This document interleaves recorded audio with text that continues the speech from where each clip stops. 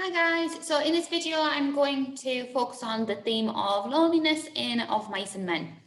So to start with, the way that you could approach that question, or how I would advise, if you have to focus on 3 paragraphs, then you could either focus on loneliness through the 3 key characters or through key 3 scenes, or a mixture of both, I guess. What you don't want to do is just write, say, 10 paragraphs on all of the characters and more give a summary or to talk about all the key scenes, as many as you can think of with loneliness, and thereby give a summary.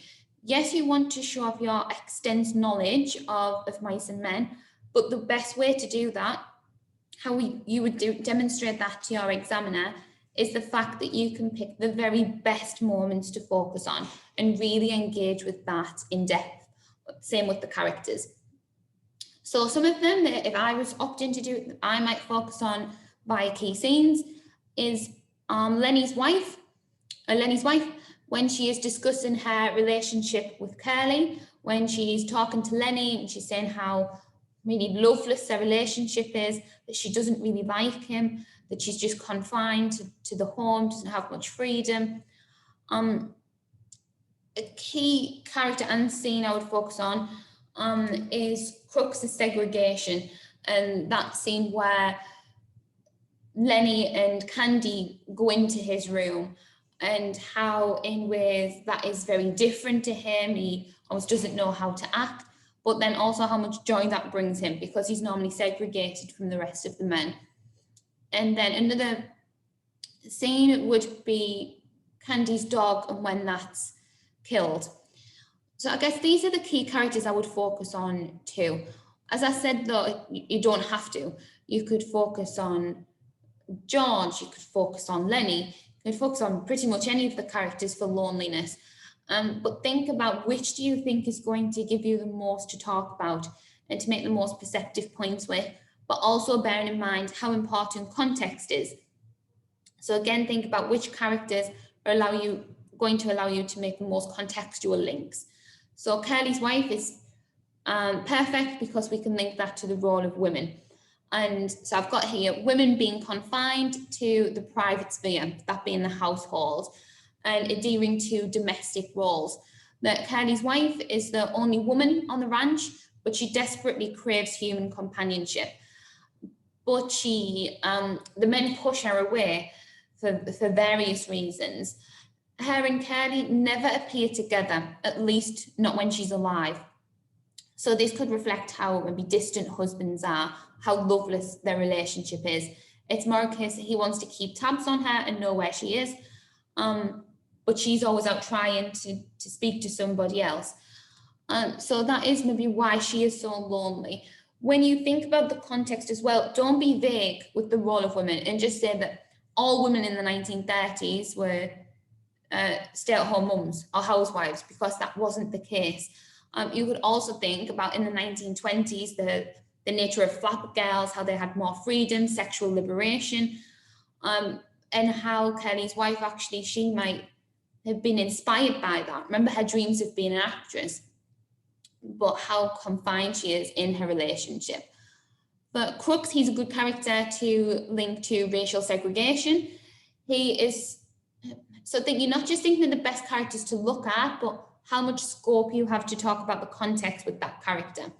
If you focus on, say, Lennie, George, and Candy, it's very much loneliness through the life of a migrant worker, and you don't want to have to keep repeating that same point. So if you looked at Crooks, he is often alone and separated from the other men.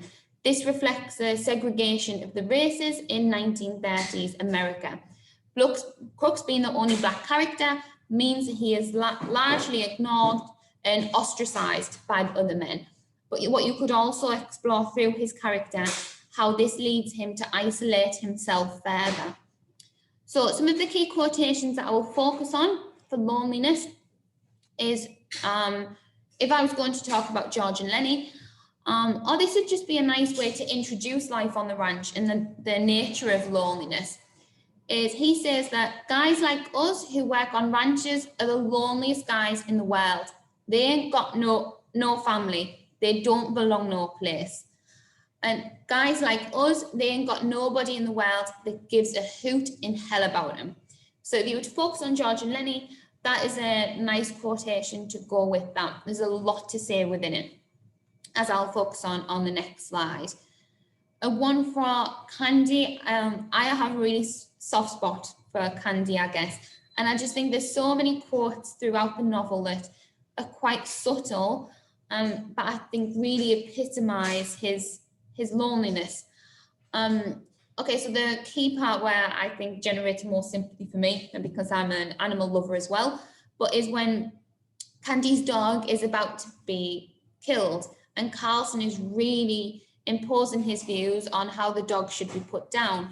Whether he genuinely cares about the dog and its well-being, I don't know. But it's more the nature of Candy's decision, Candy's lack of decision in that, and how they almost bully him into it, especially Carlson.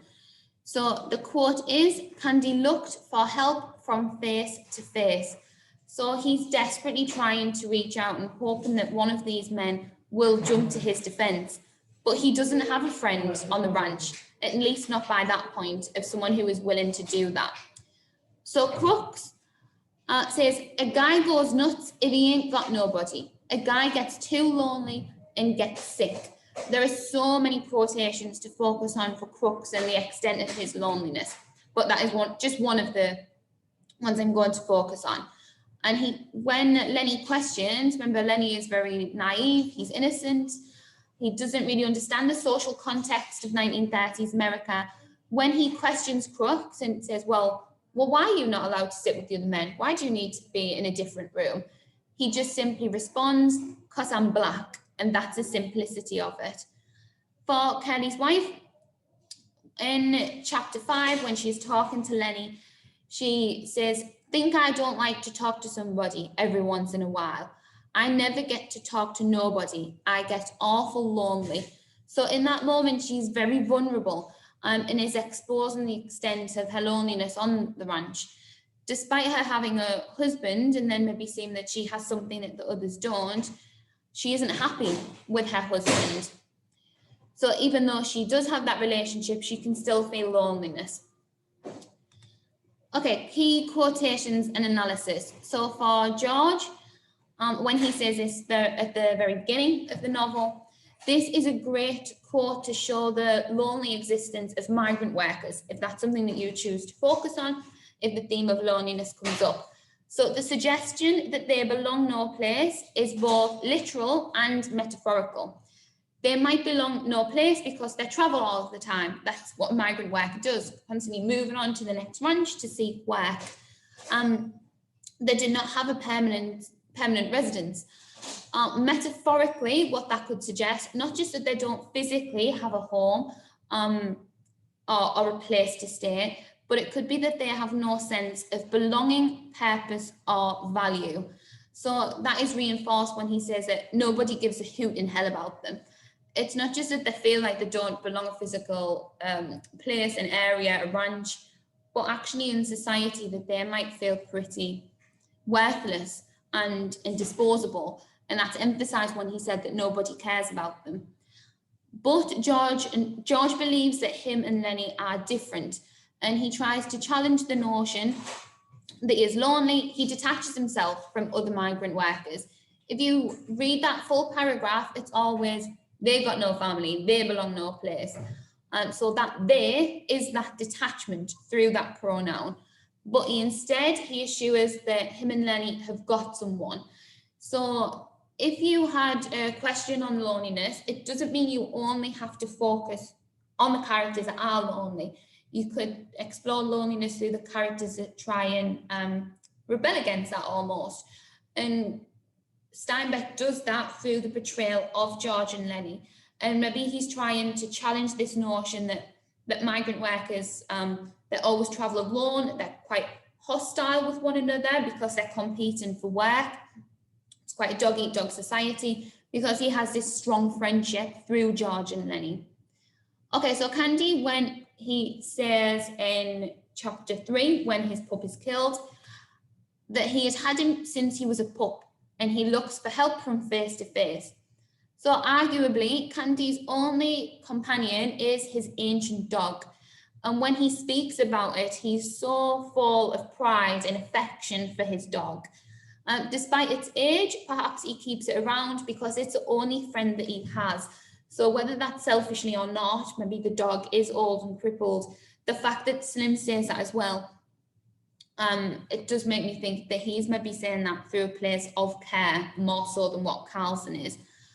So in a very, very forlorn, a very sad moment, he's desperately looking at the other men, hoping someone will step in and support him and say, no, okay, leave Candy's dog alone. Although he is in a room full of men, I just feel like in that moment, he seems so completely alone. And it's almost as if nobody cares about his feelings in that situation. That continues as everyone just falls silent, and he goes and lays down and he just looks up towards the ceiling as the dog is killed and afterwards. And he doesn't have anybody there to console him. Okay, so for Crooks, that quote when he says a guy goes nuts and he ain't got nobody, a guy gets sick, he's too lonely. So despite Crooks being very aloof as a character, he's very distant, he's quite cold. He does confide in Lennie in chapter 4, and he does reveal the true extent of his loneliness. The idiom of going nuts conveys how he is suffering, perhaps mentally, by being separated from the other men and constantly being alone and pushed aside because of his race. He uses the third person pronoun, a guy. So again, it's almost like he's trying to detach himself from the realization that he is that person that ain't got nobody. So for Curley's wife, when she reveals that she feels lonely, she doesn't have anybody to talk to, this epitomizes her loneliness on the ranch. She is a very brazen character, meaning that she's very bold, she's very confident seemingly, and quite a strong person. But also think about Steinbeck's letter that he wrote to the actress that was going to play Curley's wife. And he said that yes, she will have this very brazen, bold personality, quite harsh, but beneath that, she's incredibly vulnerable. So it seems that beneath that harsh exterior, she is simply lonely. Like a lot of the characters, she is desperate for human connection. So the rhetorical questions that she uses with Lennie, they could signal her frustration, as if they think that they're the only ones that can be lonely. And she uses the adjective awful to depict her own loneliness and the extent of it. So at that moment, we are likely to sympathize with Curley's wife. She is a very, there's lots of different ways to perceive her character. And while she might seem cruel, especially in that moment when she threatens to get Crooks lynched, other than that, what does she do to be a tart or a piece of jailbait or to give the impression that she'd clear out for $20? I'd argue nothing.